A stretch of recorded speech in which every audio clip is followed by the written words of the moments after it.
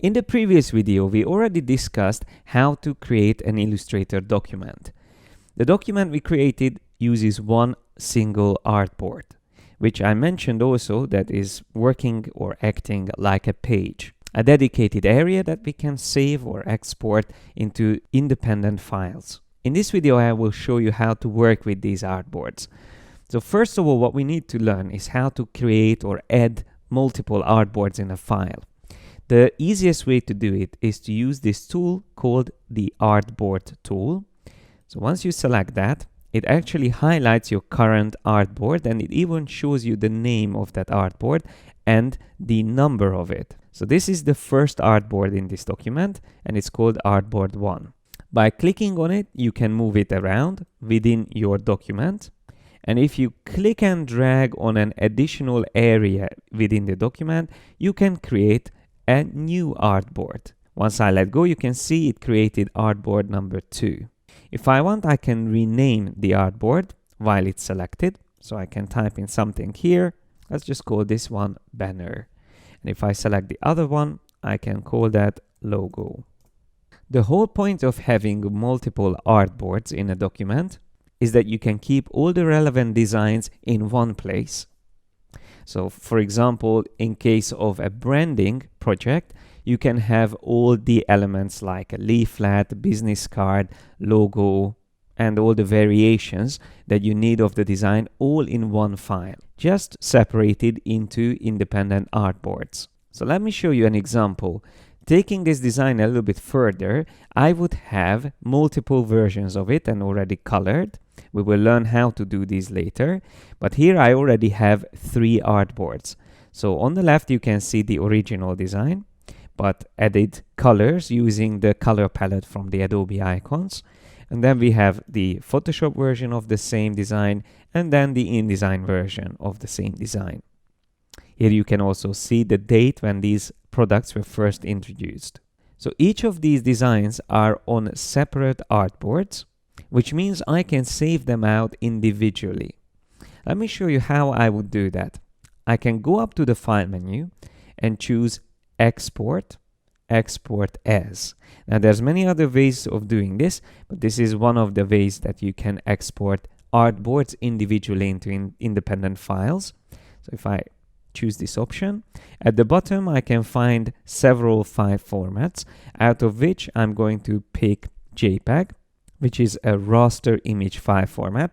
So it's not going to keep it as vector files anymore. It's going to turn it into a pixel image. Now, if you are not familiar with the difference between pixels and vectors, I will come to that in another video as well, and I will explain it thoroughly. But for now, let's just stick to saving these files. So once you choose a format like JPEG or PNG in the export command, you can also decide which artboards you wish to save. You can choose all, or you can also choose a range. So if I only want, let's say, the first and second, I can type it in like that. Or I can also type in first, 3, which will skip the second artboard. And this is when it becomes important to remember the order of your artboards. So the numbers that you can see in the artboards in the background are the ones that you need to remember when you want to save them out. So in this case, the second one would be skipped, which is the Photoshop artboard. But I am going to keep all selected. Of course, you can decide where you want to save the files. I'm just going to put them in a different folder, and then I will click on Export. Now, once you export into a pixel file format, you can also decide the size of these files and quality and color mode. For now, I will just keep everything the same as the default settings, but later we will come back to these as well. So I will just click OK. And what happens is that Illustrator exports each of these artboards as separate files. So when I visit that folder, I will see 3 JPEG files. There's the first one, second, and third. So that is one of the main reasons why you would use artboards and have multiple designs in one document. But throughout this course, you will see many other uses of artboards. For now, what we need to learn is how to work with them. So apart from creating new artboards, you can also copy artboards. For that, you still would use the artboard tool, and the only thing you need to remember is to hold down the Alt or Option key and click and drag an artboard. That way, you are not only duplicating the whole design within that artboard, but you also create a new artboard. There is an important option up here in the options bar, which means whenever this is enabled, the artwork is connected to the artboard on which it's placed. If you turn this off and you start moving an artboard, it's going to be independent from the design on it. Sometimes this might be useful, but most of the time I like to keep this enabled. If you want to delete an artboard, you can just click on this X icon here on the top. Once again, as long as you have the artboard tool selected, you will see this option. And once you delete it, it might not delete the design itself. So you might need to select the design if you don't need that anymore, and then press delete or backspace on the keyboard to quickly get rid of it.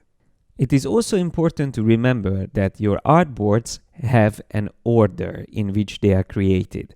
So once again, when I select the artboard tool, we can see this is number 1, 2, and 3. But what if I want to swap the order of them and I want Photoshop to be the last one? So I can easily move them around and reposition them within my document, but that doesn't mean that the number will update. So the order of the artboards is still 1, 2, 3. And in this case, I don't even have them named.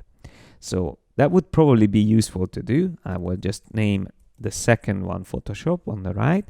The third one I will call InDesign. And the first one I will call Illustrator. Now, the names are there, but still the order is not right. So the easiest way to reorder your artboards and update the numbering is by using the panel called Artboards, which you will find here at the bottom of the panel icons. Once I click on that, I will see the 3 artboards there, and I can drag InDesign up in the order.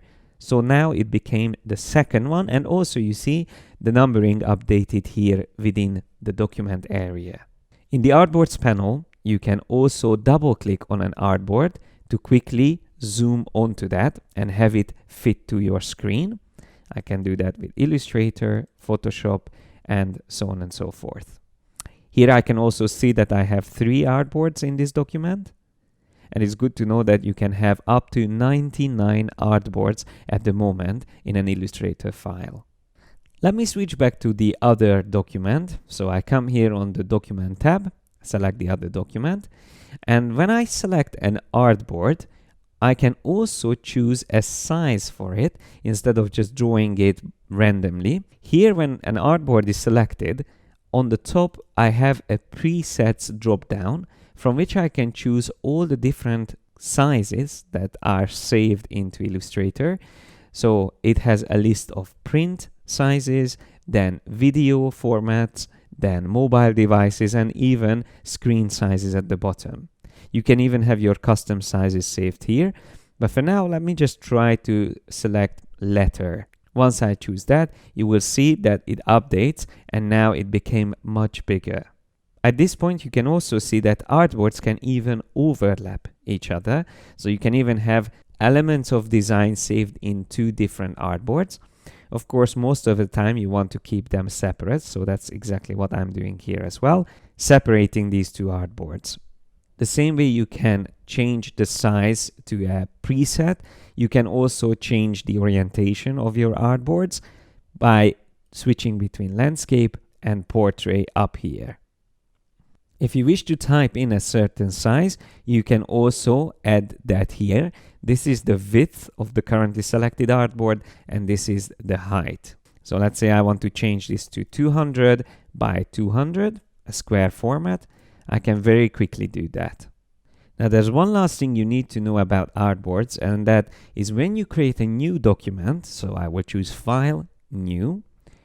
There, you have an option to automatically create the new document with multiple artboards and even arrange them in any way that you wish.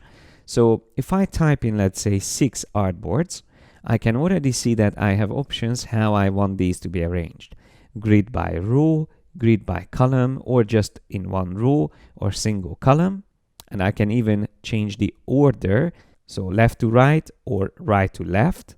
And in case of using grid by row, I can also type in exactly how many columns I wish to use and how much space I want between these artboards. So let me type in a smaller artboard size, 100 by 100 millimeters. And if I click OK, I will have 6 square artboards created in that grid layout that I set up. Now that we know how artboards work, it's important to also learn more about the navigation in Illustrator documents, and that's what I'm going to explain in the next video.